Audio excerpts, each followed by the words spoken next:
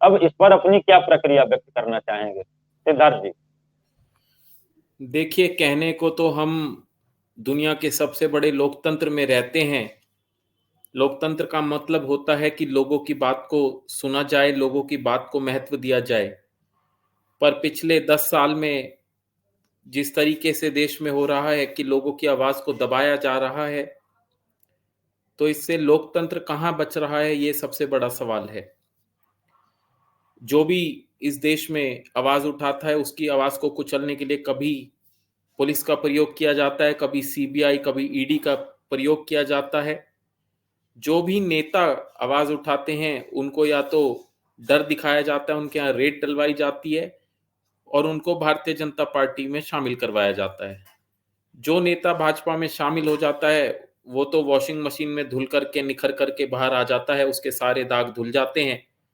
कल ही देख लीजिए, महाराष्ट्र के शरद पवार जी के परिवार की जो नेता भाजपा के साथ हो गए हैं, उनके ऊपर से 28,000 करोड़ रुपए का जो घोटाले की फाइल थी वो बंद हो गई है। ये सारा देश जान रहा है किस तरीके से कुचला जा रहा है लोकतंत्र की आवाज को, लोगों की आवाज को। और जो चुनावी प्रक्रिया होती है वो लोकतंत्र की सबसे बड़ी और सबसे महत्वपूर्ण प्रक्रिया होती है। और भाजपा ने नारा दिया है अब की बार 400 पार।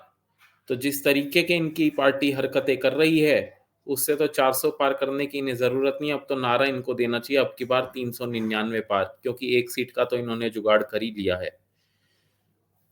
सबसे बड़ी विचित्र सी बात यह है कि सूरत जैसे शहर में चुनाव ही नहीं होगा, क्योंकि वहां पर कांग्रेस के उम्मीदवार का जो है पर्चा खारिज कर दिया जाता है। बहुत छोटी सी त्रुटियों को दिखा करके जबरन, ये मैं तो कहूंगा ये जबरन कैंसिल कराया गया है। कांग्रेस का अगर ये कैंसिल किया गया है पर्चा कांग्रेस उम्मीदवार का, तो बाकी के जो वहां पे निर्दलीय और अन्य पार्टियों के लोग थे, उन पर ऐसा क्या दबाव बनाया गया कि उनको चुनाव लड़ने से रोका गया। जब मशीन के अंदर हमें नोटा का ऑप्शन दिया जाता है, तो भाजपा का जो अकेला उम्मीदवार अगर बच भी जाता है औरों के रद्द होने से या विड्रॉ करवाने से, तो क्या जनता को हक नहीं है कि वो नोटा से अपने उम्मीदवार का चुनाव करे? कि क्या पता ऐसा हो जाए कि नोटा ज्यादा वोट ले जाए और भाजपा का उम्मीदवार चुनाव हार जाए। लोकतंत्र का मतलब होता है सबको समान अवसर देना। तो ये जिस तरीके के षड्यंत्र और चुनाव आयोग जो है पंगु बना बैठा है, ये बहुत ही दुखद है इस लोकतंत्र में। चुनाव आयोग को संज्ञान लेना चाहिए। कांग्रेस पार्टी तो भरसक प्रयास कर रही है, हाईकोर्ट की तरफ भी कांग्रेस पार्टी रुख कर चुकी है इस मामले को लेकर के। आगे देखते हैं फैसला कैसे आता है, किसके पक्ष में आता है। पर ये जी जो हो रहा है बहुत ही गलत हो रहा है इस देश के अंदर। तानाशाही जी, वाला यहाँ पर हिसाब हो चुका है। ठीक है आशीष जी, अब आपके सवाल का जवाब हम थोड़ा लोहिया जी से लेना चाहेंगे। लोहिया जी, आपके पास आने से पहले एक मैं भी प्रश्न उठाना चाहूंगा, रखना चाहूंगा आपके पास।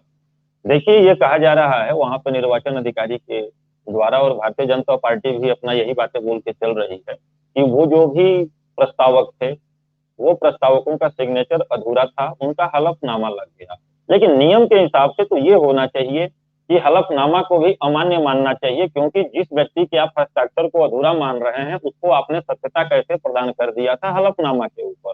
और ये जितने उनके प्रस्तावक थे, जिनको की त्रुटि, 3 प्रस्तावकों की बात चल रही थी, वो प्रस्तावकों के साथ वहां पे प्रत्याशी भी होने चाहिए थे और उस पर जांच होनी चाहिए थी। उसमें अगर कांग्रेस का प्रत्याशी वाकई गलत किया है, तो उसको भी सजा मिलनी चाहिए थी। क्यों सजा मिलनी चाहिए थी? कि एक कोई भी प्रत्याशी होता है, भारत के अंदर बहुदलीय व्यवस्था है, और खासतौर से भाजपा और कांग्रेस राष्ट्रीय पार्टियों में शुमार है, पक्ष और विपक्ष में है। एक एक गलतियां भी इनके लिए और एक एक अच्छाइयां दोनों के लिए अच्छी और गलतियां बुरी हो सकती हैं। तो क्यों ना ऐसा भी प्रावधान होना चाहिए था वहां पर, जो कि अभी किया गया कि एक को अपना दलाल जी को निर्वाचित घोषित कर दिया गया। तो उसी तरह से नीलेश कुंभाड़ी या उनके जो प्रस्तावक थे, कैमरा के सामने उनको आना चाहिए था और उनका हस्ताक्षर को जांच करके उनको अगर दोषी पाए जाते हैं तो इस पे सजा का प्रावधान करना चाहिए था। लेकिन यहाँ पर तो तुम चुप, सब के सब, यहाँ तक कि जो और 6 निर्दल प्रत्याशी